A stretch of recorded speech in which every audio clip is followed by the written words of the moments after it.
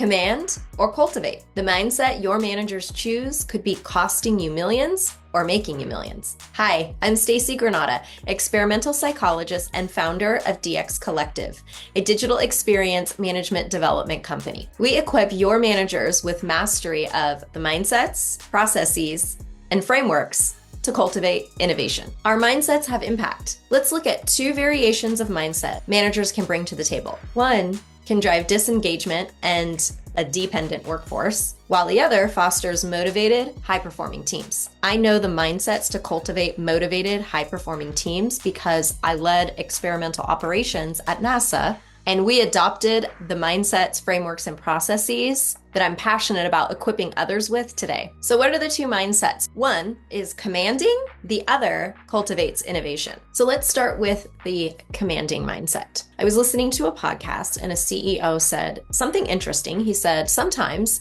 micromanagement can be good. The CEO went on to describe a situation with the team. They weren't quite hitting the targets necessary for the company to remain competitive in the market. So he decided to step in more closely, what he called micromanaging, to guide his team on exactly what changes they needed to make. His reasoning was simple. If the company didn't perform well, it could put the whole business at risk. So this is a real need, and I think many executives can relate. So let's break apart this scenario and look at the impact of his mindset, which we'll call commanding. First, there was a problem. The team wasn't hitting their targets. Second, there was a solution which was predetermined by the leader. That is, the leader shared the problem and then proceeded to tell the team what they needed to do differently. Some time had passed, and the team still wasn't quite hitting their targets. So the leader came back in a second time, and there was a command to execute the micro details precisely about what they needed to achieve and track daily and weekly. And then 3, the results were achieved. He celebrated that the team achieved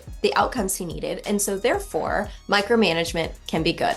Now, when I look at this story, I can see exactly why the leader feels micromanagement can be good. And I also see that many of us, myself included, there have been times where it's easier to tell someone how to do something when you see the big picture and the micro details about what needs to happen. However, did he create a dependent workforce? That is, are his teams motivated to achieve those outcomes if he doesn't come in and tell them exactly what to do? And what happens when he needs a change somewhere else down the line? Let's look at an alternative approach. I think most leaders, what they really want is an independent workforce. The dream would be that if there's a problem, the leader may need to step in and communicate it. After all, they have the big picture of the data of all the various pieces of the business, and so they can see where the adjustments need to be made. But can the business grow and scale if it's dependent on one leader telling teams exactly how to fight fires all the time? Let's break apart the scenario the same way we did before, looking at that alternative approach. That is, with a mindset of cultivating innovation.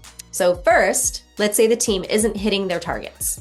This is the same as the first scenario. But in the previous example, if you have a mindset of commanding, you believe that you need to tell the team exactly what they need to do to hit the targets. But with a mindset to cultivate innovation, you're going to do this instead. Empower the manager to share the problems with the teams and communicate what the desired outcome is. Equip the managers with skills and tools to facilitate sessions that draws the team in to solve the problem. That is, encourage the teams to generate ideas on how to solve it. You can gamify this, come up with ways for the team to track their own progress, experiment, and make adjustments when they don't quite hit the mark. If you share the problem and then you share the outcome you're looking for, teams are often excited to figure out the middle. That is, what to do to achieve those outcomes. The only thing that's different in these two mindset examples is the middle.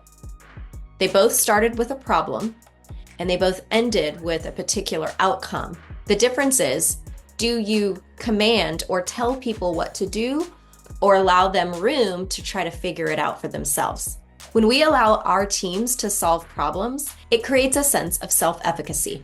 Why might this be important? Equipping managers to cultivate innovation creates this sense of self-efficacy across the teams, and self-efficacy positively reinforces engagement and motivation. And if you need a little evidence or proof of that, just check out Bandura's book back in 1997 on self-efficacy, the exercise of control. And there's also a study by Locke and Latham in 2002 that found a sense of achievement from self-set goals reinforces self-efficacy and creates a positive feedback loop, and people find more satisfaction from solving challenges themselves. And what does this mean for your organization?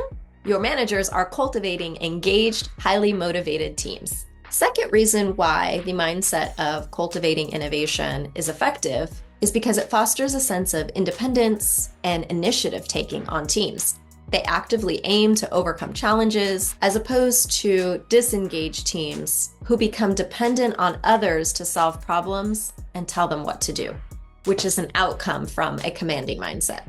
And this can be good in some environments. If you're operating on an emergency room floor, you need people to act quickly and take direction from others. However, this is likely not the environment you want to cultivate when you're building digital experiences.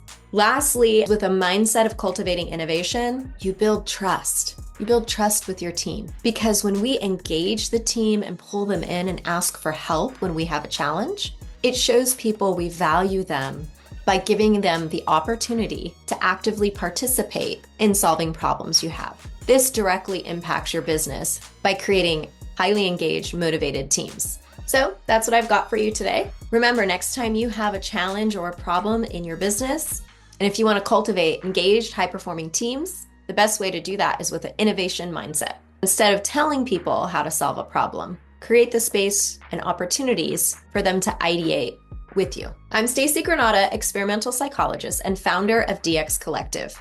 We are a digital experience management development company. Our mission is to help your business create kick-ass digital experiences. One way we do that is through equipping managers with mastery of the mindsets, processes, and frameworks to cultivate a culture of innovation, so your people and business can operate at its fullest potential. If you want a little more of that in your business, visit dxcollective.com and book a consultation.